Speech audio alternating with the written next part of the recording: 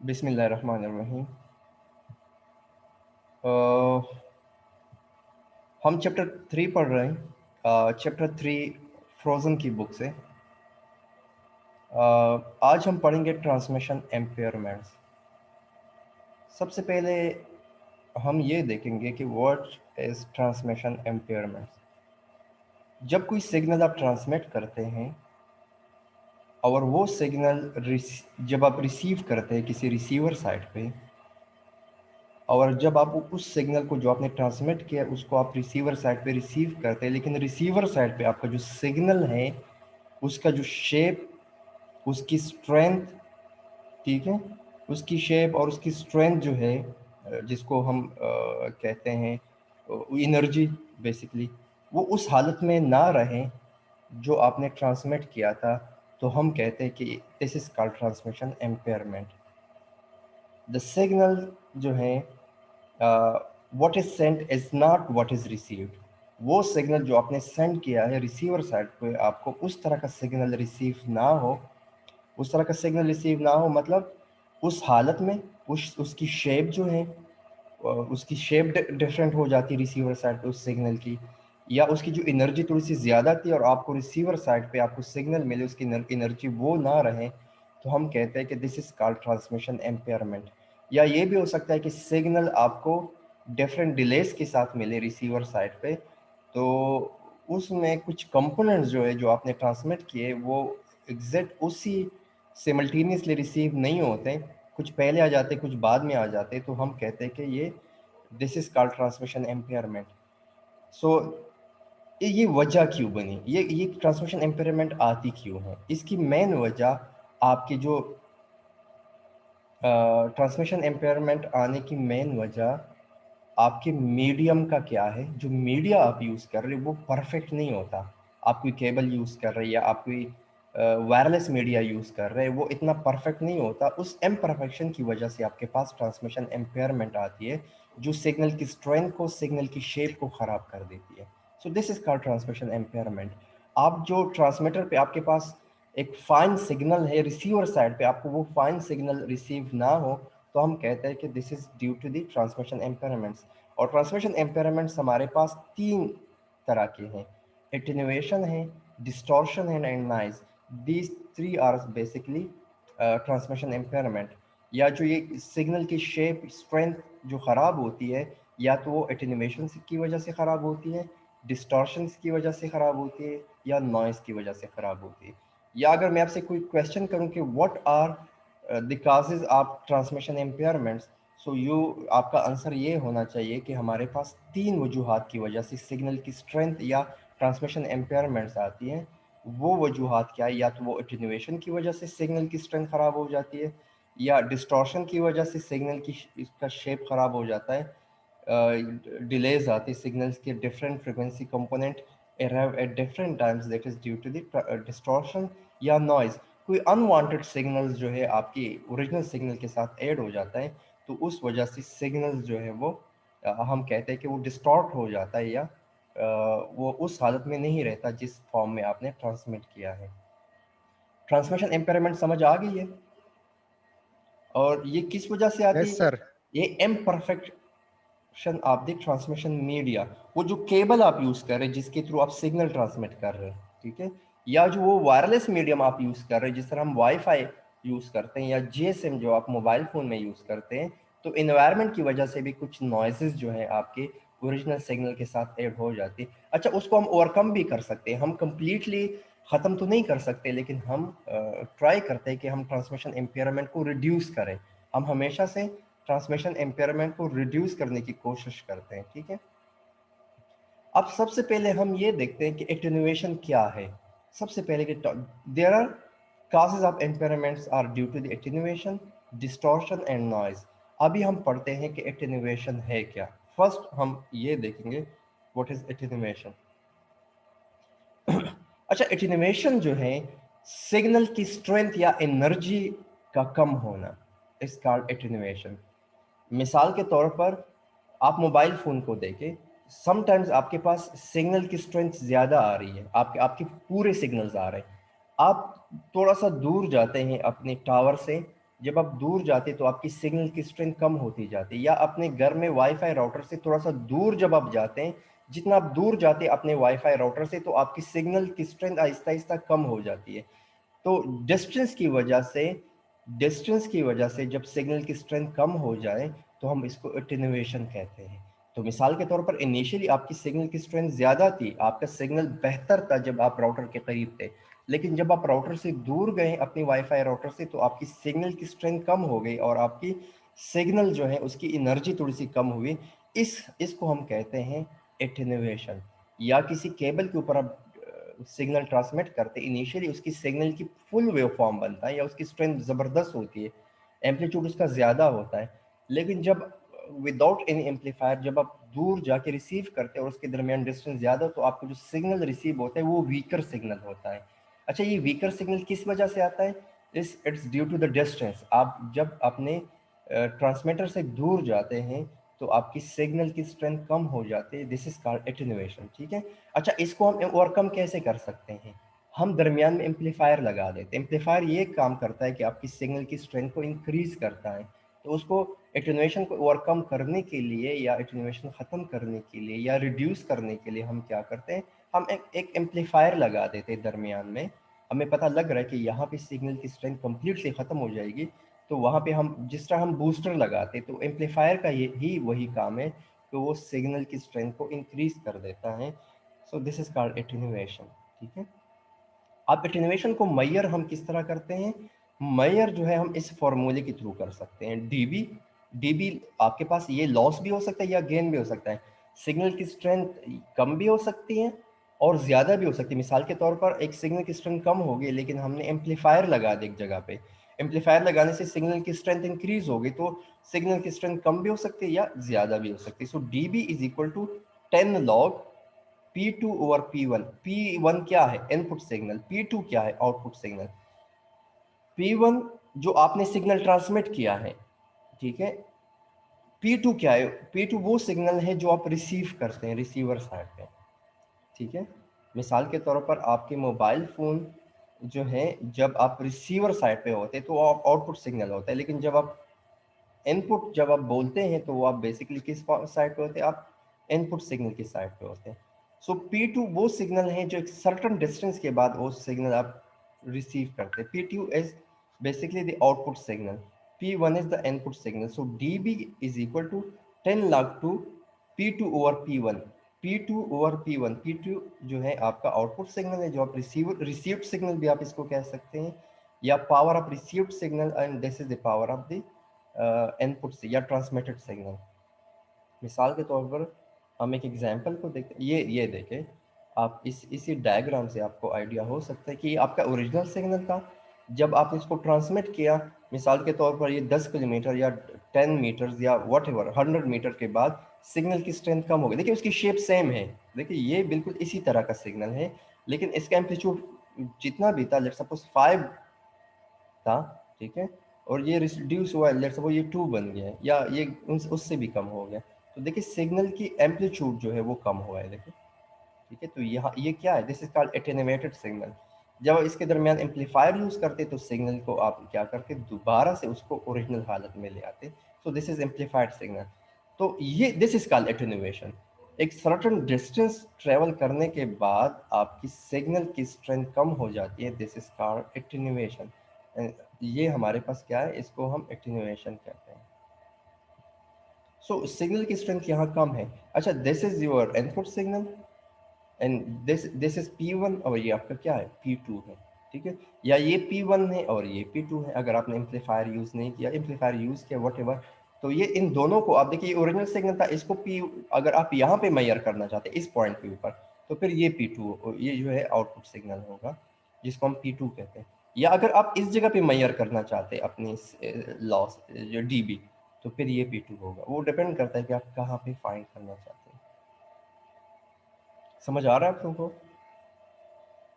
ठीक है। Yes sir, आ रहा है सर समझ। ठीक है। यस सर आ रहा अब आपके पास एक एग्जाम्पल है, इसको मैं अभी थोड़ा सा डिलीट कर देता हूँ ताकि आपको यहाँ से, suppose a signal travel through a transmission media and its power is reduce to 1/2। मिसाल के तौर पर this means that P2 is equal to 1 और 2। आप एक सिग्नल ट्रांसमिट कर रहे हैं। लेट सपोज वो जो है वो सिग्नल जो भी है जितना भी है, लेकिन वो रिसीवर पे बिल्कुल रिड्यूस हो, हाफ हो गया। अगर वो 1 था, लेट सपोज वो 1, उसकी स्ट्रेंथ 1 थी, तो रिड्यूस जो है 0.5 रह गया। मीन्स के suppose a signal travel through a transmission medium and its power is reduce to 1/2। यही ये है। मिसाल के तौर पर यहाँ पे ये इसका एम्पलीट्यूड 5 था और यहाँ पे रिसीव हो के वो 1/2 बन के 2.5 बन गया। तो इसकी मिसाल ये थी। ये यहाँ पे 1 है तो 1 का हाफ क्या होता है 0.5। तो P1 जो है वो 1 था, P2 क्या है 1/2 या 0.5। तो इसका मतलब ये है कि सिग्नल को जब आपने ट्रांसमिट किया तो इसका पावर जो है वो रिड्यूस हुआ। पहले वो 1 वाट था, अब वो 0.5 वाट बन गया। सो आप मैयर करें एटेन्यूएशन को, आप मैयर करें तो एटेन्यूएशन का फार्मूला क्या है हमारे पास। हमने क्या कहा था कि एटेन्यूएशन क्या है। इसको अगर मैं खुद से ही आप लोगों को सॉल्व करूं, यहाँ पे हमने कहा था कि dB जो है वो किसकी इक्वल है, वो log basically 10 log. 10 log means के 10 लॉग, ये 10 log 10 होता है। ये जो है ये है P2 over P1 equal to, so P2 आपके पास हाफ था P1 के, तो ये क्या बन गया 1/2 P1 या 0.5 P1 बन गया। तो इसमें आप पुट करें 10 log तो अपनी जगह पे लग गया। P2 किसकी इक्वल है, P2 equal to 0.5 P1 divide by P1 अपनी जगह पे लग गया।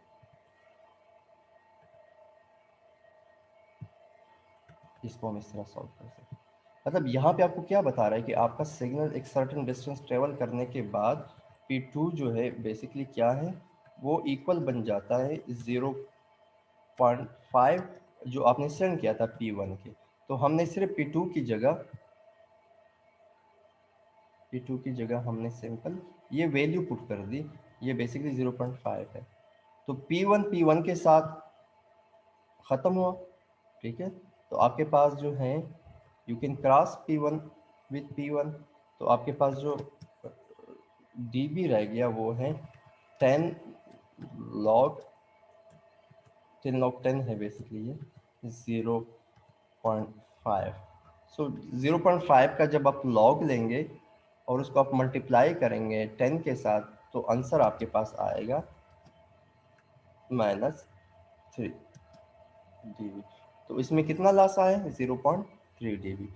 तो ये आपके पास आंसर है। मीन्स कि जब आप रिसीव करते सिग्नल तो उसमें लॉस, अगर आपके पास सिग्नल रिड्यूस हो जाए बिल्कुल हाफ बन जाए, तो वहाँ पे जो लॉस है जब आप dB में मेजर करेंगे तो वो बेसिकली 0.5 बन जाता है। ठीक है मोहम्मद आफाक, आप पूछ सकते हैं जी।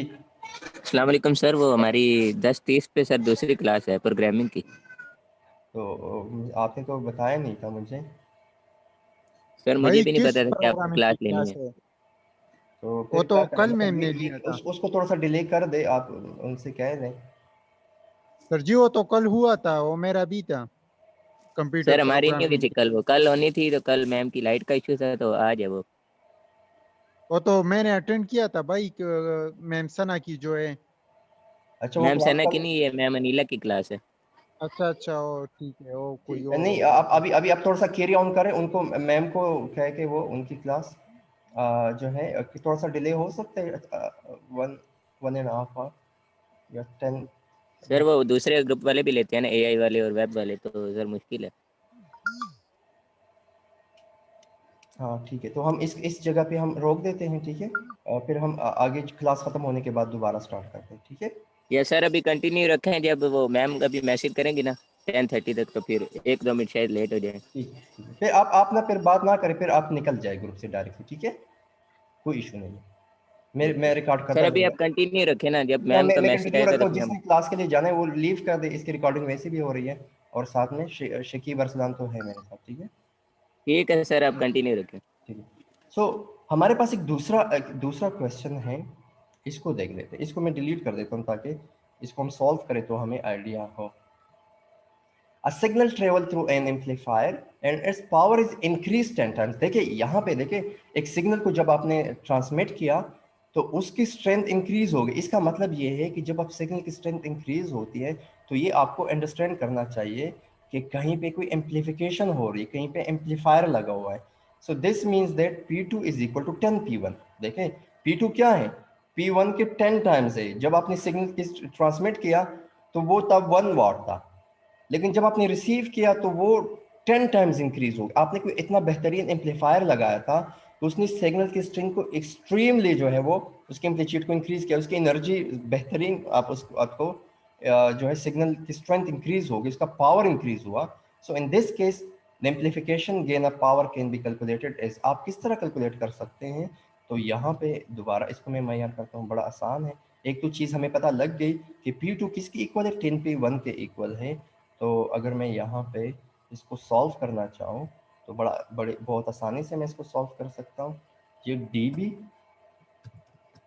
इक्वल टू, हमें पता है फार्मूला क्या है, 10 log, ठीक है 10 log 10 है बेसिकली P2 और P1, ये हमें पता है, ठीक है। इस फार्मूले के अंदर P2 किसकी इक्वल है, P2 इक्वल है 10 P1 के। सिर्फ P2 की जगह आप क्या पुट करें, 10 P1 पुट करें, तो ये क्या बन जाएगा 10 log, सही है। P2 की जगह हम क्या पुट करते हैं, क्योंकि P2 इक्वल है 10 P1 के, क्योंकि इंक्रीज हुआ है तो 10 P1 डिवाइड बाय P1 अपनी जगह पे। तो P1 P1 के साथ जो है क्रॉस हो जाता है, तो ये आपके पास जो एंड में सिग्नल आता है 10 log और 10 आपके पास। तो log 10 को आप मेजर करें और उसको आप क्या करें, 10 के साथ मल्टीप्लाई करें। मिसाल के तौर पर देखिए log 10 मेजर करना, अगर आपके पास कैलकुलेटर है आप कैलकुलेटर से मेजर कर सकते हैं। वैसे भी 10 log तो आसान है, लेकिन आप लोगों को मैं ये भी बता देता हूँ कि कैलकुलेटर में आप log जो है, अगर आपके पास 10 है, 10 का ये देखिए ये log जो है डिफॉल्ट वो बेस 10 के साथ होता है, तो वो 1 आ जाता है, ठीक है। log 10 1 है तो उसको 10 के साथ मल्टीप्लाई करने से आपके पास जो आंसर है वो 10 dB ही है, ठीक है। तो आप इसको इस तरह मेजर कर सकते हैं कि सिग्नल के, वो तो वैसे भी वहाँ से भी आइडिया हो रहा था कि आपका 10 log 10 आया है, ठीक है। सो दिस इज़ बेसिकली आप किस तरह इसको मेजर कर सकते हैं कि इंक्रीज कहाँ पे आ रहा है और कहाँ पे आपके पास जो है डिक्रीज हो। तो ये देखिए यहाँ पे वो सॉल्व है, तो 10 dB, P2 इज 10 P1। सो आप इजीली देखिए लॉस भी आप कैलकुलेट कर सकते हैं और गेन भी आप कैलकुलेट कर सकते हैं। एक ही फार्मूला है, इस फार्मूला के अंदर आप सिंपल वैल्यूज पुट करें, यू कैन गेट आंसर। अब आगे मूव करते हैं। अच्छा अब आपने मल्टीपल पोजीशंस के ऊपर आपने सॉल्व करना है, तो उसको आप किस तरह सॉल्व करेंगे। मिसाल के तौर पर जो है हमारे पास जो है मिसाल के तौर पर मेरे पास कोई ऐसी सिचुएशन आ जाती है कि हमने पूरे जो ट्रांसमिशन मीडियम है उसमें जो है लॉस या गेन को मेजर करना है, एक्युमुलेटिव, ठीक है। मिसाल के तौर पर देखिए P1 से P2 तक लॉस कितना आया था, -3 dB, लेकिन यहाँ पे एम्पलीफायर यूज हुआ है P2 से P3 तक, उसमें गेन आ गया 10 dB। P3 से P4 दोबारा लॉस आया -3 dB। तो आपने ओवरऑल आपने मेजर करना है कि उस सिग्नल के अंदर ओवरऑल लॉस आया या गेन आया है। तो मिसाल के तौर पर फर्स्ट में 3 dB था, फिर 7 dB है, फिर -3 dB है। सो -3 -6 और +7, तो आपके पास ओवरऑल जो आपके पास गेन, वो ओवरऑल गेन ही आया है। ट्रांसमीटर से रिसीवर तक जब आप 0.4 पे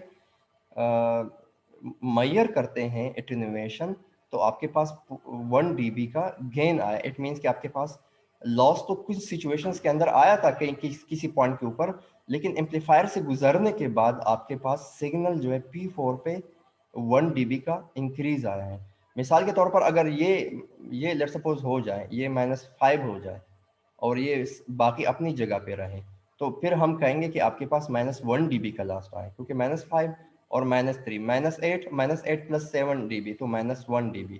तो मतलब आपके पास गेन भी आ सकता है और लॉस भी आ सकता है। तो आप सिंपल उसको प्लस माइनस करके क्या कर सकते हैं, वकार वक़ार भी आ गए, ठीक है, स्टूडेंट्स साथ साथ ऐड होते जाते हैं। तो कहीं पे आपके पास गेन आता है और कहीं पे आपके पास लॉस्ट आता है। तो इस सिचुएशन के अंदर आप क्या करेंगे? अगर आप ओवरऑल कंप्लीट ट्रांसमिशन मीडियम के अंदर फाइंड करें ओवरऑल, तो आप सिंपल लॉस और जहाँ पे लॉस आया जहाँ पे गेन, इन सबको आप प्लस माइनस करें, यू कैन गेट जो है कंप्लीट आपके पास आ जाएगा। आपके पास एक और क्वेश्चन, जरूरी नहीं कि हम इसको डीबी में मेजर करें। आप हमारे पास एक और यूनिट है डीबीएम। डीबीएम में भी हम मेजर कर सकते हैं। अगर आपने कोई चीज कैलकुलेट की और मैं कह दूं कि फर्दर इसको डीबीएम में कन्वर्ट करें, तो आप डीबीएम में किस तरह कन्वर्ट कर सकते हैं? डीबीएम इज बेसिकली आप मेजर करते सिग्नल की पावर को मिली वाट में। फर्दर आप इसको, आपके पास कोई भी आंसर आता है तो मिली वाट क्या होता है? 10⁻³ तो आप उसको 10⁻³ में आप डीबी को मेजर करते हैं, इसको कहते हैं डीबीएम। डीबीएम, डीबी अपनी जगह पे, decibel, m is milliwatt. So in this case, it is referred to as a dBm and is calculated as a dBm. dBm वही फॉर्मूला है 10 log 10, लेकिन जो P है, जो आउटपुट पावर है, उसको आप M में लिख देते हैं, ठीक है। तो मिसाल के तौर पर आपने कोई पावर कैलकुलेट करना है और आपके पास dBm जो गिवन है वो 30 है, ठीक है। तो dBm जब 30 है तो आप उसमें PM किस तरह सॉल्व करते हैं? Power in milliwatt. ये इसको मैं इस टाइम पे ख़त्म कर देता हूँ ताकि आप देख लें। तो ये है आपके पास dBm, आपके पास -30 है और आपने PM फाइंड करना है। इसको देखें, हम इस तरह लिखेंगे कि dBm जो है वो बेसिकली इक्वल है, फॉर्मूला हमारे पास क्या है, 10 log 10 है और ये है PM, ठीक है। तो इक्वल टू अच्छा, तो dBm की वैल्यू हमारे पास -30 गिवन है, ठीक है। तो इसमें आप देखिए -30 आप पुट करें, ठीक है, क्योंकि ये हमारे पास डीबी की वैल्यू हमारे पास क्वेश्चन से ही हम देख सकते हैं -30 आपके पास 10 लॉग, ठीक है। और हमने क्या फाइंड करना है? PM फाइंड करना है। तो PM फाइंड करने के लिए PM is power in milliwatt. देखिए ये जो है ये जीरो तो इसके साथ चला गया, मतलब ये बन गया कि PM इज इक्वल टू, या इसको हम थोड़ा सा और सिंप्लीफाई आप लोगों के लिए कर देता हूँ ताकि आप लोगों को आसानी हो कि ये जो है ये क्या बन गया, लॉग PM अपनी जगह पे रह गया और ये -30 जो है डिवाइडेड बाय 10 बन जाएगा, क्योंकि ये 10 इसको आप यहाँ पे ले आए तो ये 10 यहाँ पे आए तो ये 0, ये क्या बन गया 0 इसके साथ, तो ये -3/1, या आप इसको -30 डिवाइड बाय 10, ये इसकी वैल्यू बन गई -3, ठीक है। सो आपके पास क्या है, लॉग PM, इसको मैं कंप्लीटली इसलिए सॉल्व करूँ ताकि इज इक्वल टू -3, ठीक है। और लॉग को अगर आप इस साइड पे लेके आते हैं, ये बेसिकली क्या है, ये लॉग असल में बाय डिफॉल्ट जो है इसका बेस जो है इसका बेस जो है वो 10 होता है इस लॉग का, ठीक है। क्योंकि कोई भी कैलकुलेटर के अंदर बाय डिफॉल्ट आप लॉग लिखते हैं ना, तो वो बेसिकली लॉग बेस 10 ही होता है बेसिकली। तो इसको ये जितनी भी लॉग्स हम लिख ले रहे हैं इसमें 10 में इसलिए नहीं लिख रहा ताकि ये आपको आइडिया हो कि ये बाय डिफॉल्ट ही बेस 10 के साथ है। तो ये लॉग को जब आप इक्वल साइन से इस साइड पे लेके आते हैं तो ये 10 जो है ये ये इस तरह बन जाएगा, फिर ये 10 यहाँ पे आ जाएगा और ये जो है 3 जो इसके पावर में चला जाएगा, ये 10⁻³ बन जाएगा, ठीक है। तो ये फॉर्मूला है, ठीक है। तो ये 10⁻³ जब आप सॉल्व करेंगे तो ये आपके पास पावर आ जाएगी इन मिलीवोल्ट। तो इसको आप सॉल्व करें तो यू कैन गेट माइनस, जो है आप जितना आप सॉल्व करेंगे तो आपको आइडिया हो जाएगा।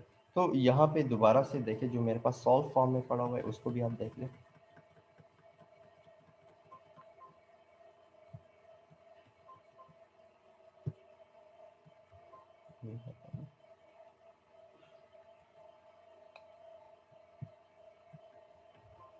तो ये मैं थोड़ा सा दोबारा से इसको ओपन कर देता हूँ, ठीक है। स्क्रीन को मैं दोबारा शेयर कर देता हूँ।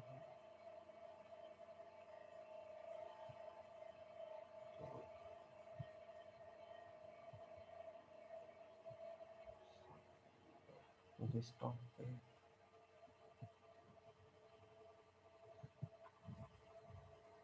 ये हम चैप्टर 3 पढ़ रहे हैं और उसमें तीसरा स्लाइड हम देखें तो ये आपके पास है, ठीक है। ये सर जी जी जी خلا خطول لړ صرف زو وقار ناس یو نو اس وقت تاسو دوانه کې تاسو کو دغه کنه تاسو کې نه خبرام لا صح لكن استذكاري نظر आ रहे हैं हाँ सर स्क्रीन नजर आ रहे हैं हाँ सर नजर आ रहा है ठीक है। तो ये आपके पास है सम टाइम दैट इज, सो ये डीबीएम को कैलकुलेट करें तो 10 log 10 पीएम, और जब ये यहाँ पे आ गए तो ये 10 to the power -3 मिलीवाट। आप इसको इस तरह लिख सकते हैं। अब जो है आगे, ठीक है, मेरे ख्याल में आज के लिए इतना काफ़ी है, ठीक है। ये फिर जब दूसरी क्लास होगी इंशाल्लाह उसमें ही हम देख लेंगे, ठीक है। इसको मैं शेयर कर देता हूँ। सही ओके, सही है सर थैंक यू, अल्लाह हाफिज़। Okay sir thank you Allah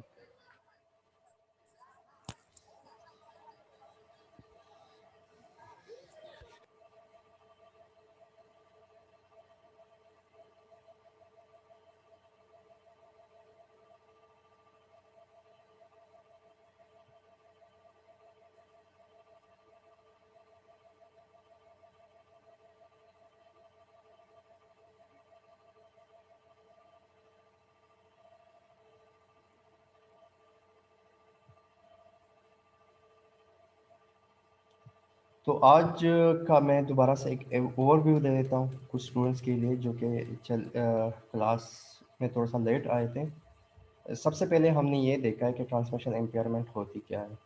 so transmission impairments, transmission media का इम्परफेक्ट होने की वजह से आपकी सिग्नल की स्ट्रेंथ या उसकी शेप जो है वो ख़राब हो जाती है। तो उन काजेज़ को हम कहते हैं ट्रांसमिशन इम्पेयरमेंट्स। वो 3 किस्म की है, एटेन्यूएशन, डिस्टॉर्शन एंड नॉइज़। सबसे पहले एटेन्यूएशन क्या चीज़ है। एटेन्यूएशन इज़ बेसिकली हम कहते हैं कि सिग्नल की स्ट्रेंथ कम हो जाती है विद रिस्पेक्ट टू डिस्टेंस, ठीक है। जब आप जितना डिस्टेंस के साथ आपकी सिग्नल की स्ट्रेंथ कम हो जाती है, दैट इज़ कॉल्ड एटेन्यूएशन। उसको ओवरकम करने के लिए हम क्या यूज़ करते हैं, हम एम्पलीफायर यूज़ करते हैं। अच्छा, एटेन्यूएशन को हम मैयर भी कर सकते हैं। एटेन्यूएशन को मैयर करने के लिए हमारे पास फार्मूला है 10 dB is equal to 10 log to P2 over P1, ठीक है। So P2 is output signal, P1 is input signal, so 10 log to P2 over P1।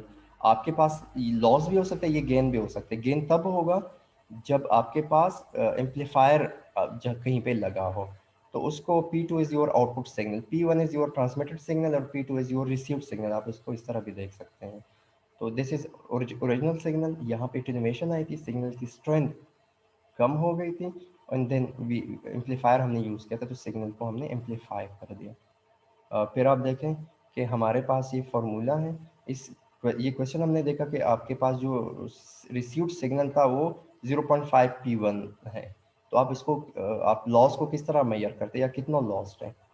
So basically हमारे पास जो है P2 और P1 10 log 10 0.5 P1 और P1, या इसको हम लिख सकते हैं 10 log 10 0.5। तो इसमें हमने वैल्यूज पुट किए, हमारे पास लॉस जो है वो -3 dB आया था। अच्छा, एटेन्यूएशन को आप हमेशा से मैयर तो या dB में कर सकते हैं या dBm में आप कर सकते हैं, ठीक है।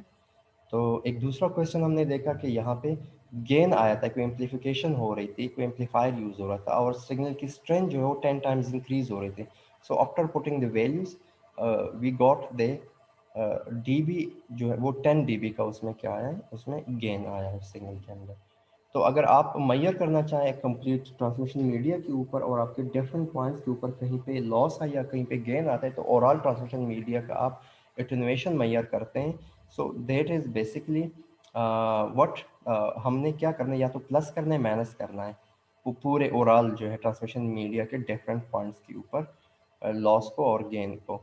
सो वो लेट्स सपोज यहाँ पे मैंने फर्स्ट पॉइंट पे पॉइंट 2 पे हमने मैयर किया, मैंने 3 dB का गेन लॉस आया है, फिर पॉइंट 3 पे गेन आया 7 dB का, और फिर पॉइंट 4 पे लॉस आया। ओवरऑल जब हमने मैयर किया तो -3 dB -6 dB एंड गेन जो है वो थोड़ा सा ज़्यादा आया था 7 dB का।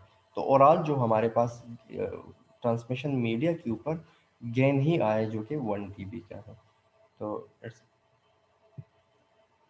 फिर हमने ये देखा कि हम dBm में भी मेजर कर सकते हैं, और dBm में मेजर करने के लिए हम क्या करते हैं कि dBm is equal to 10 log to PM। Simple आप उसको मिली वॉट में मेजर करते हैं सिग्नल की पावर को, वो वही फार्मूला है, लेकिन P2 और P1 जो है वो इक्वल हो जाएगा PM का। और लेट्स सपोज अगर dBm मेरे पास -30 गिवन है, so you can put -30 in the formula and you can get PM। PM हमने सॉल्व किया, लॉग को हमने सॉल्व किया, PM जो है 10⁻³ मिली वॉट हमारे पास आया है, ठीक है। तो यहाँ तक हमने पढ़ लिया। अच्छा, इंशाल्लाह कमिंग क्लास में हम स्टार्ट करेंगे एग्जाम्पल 3.3 से हम स्टार्ट करेंगे, और डिस्टॉर्शंस भी पढ़ेंगे, नॉइज़ भी पढ़ेंगे। तो इसी को हम इंशाल्लाह आगे कैरी करेंगे। Thank you. और एक चीज़, ओके, अल्लाह हाफ़िज़।